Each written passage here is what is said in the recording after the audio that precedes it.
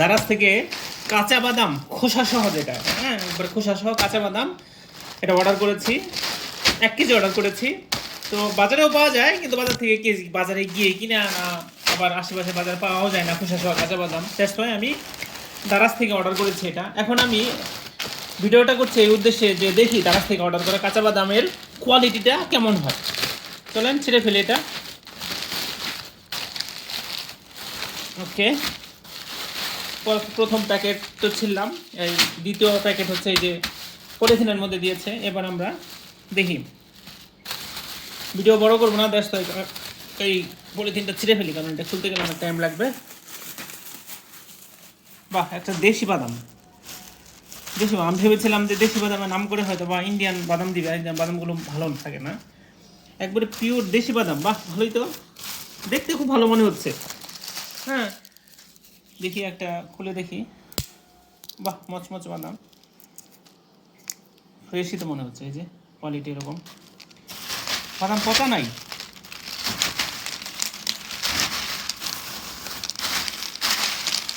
দেখি পচা আছে কিনা। কতগুলো বাদাম, 1 কেজি বাদাম এখানে। বাদাম বেশ চমৎকার বাদাম, একবারে দেশি চীনা বাদাম। আমি ভেবেছিলাম যে আমি জাস্ট টেস্ট করার জন্য যে এটা চীনা বাদাম মানে দেশিরা দেয় নাকি ইন্ডিয়ানটা দেয়। ইন্ডিয়ানটা খেতে ভালো লাগে না, আর ইন্ডিয়ানটা পচা থাকে অনেক। বেশ ভালোই প্রিমিয়াম কোয়ালিটির মনে হচ্ছে। বাহ, চমৎকার, নাইস, অনেক ভালো বাদাম। বাদামের কেজি পড়েছিল কত দিয়ে জানি কিনলাম, ভুলে গেলাম। তবে অ্যারাউন্ড 190 টাকা, 190 টাকা কেজি ছিল। তো ডেলিভারি 400 আর কি, একটু বেশি পড়েছে। তারপরে আমি কিনেছি, কারণ বাজার থেকে কিনে আনতে গেলেও তো রিক্সা ভাড়া দিতে দিতেই 50-60 টাকা চলে যায়। তারপরে আবার বাজার থেকে ভালো কোয়ালিটির পাওয়া যায় না, বেশ ভালো কোয়ালিটির বাদামটা।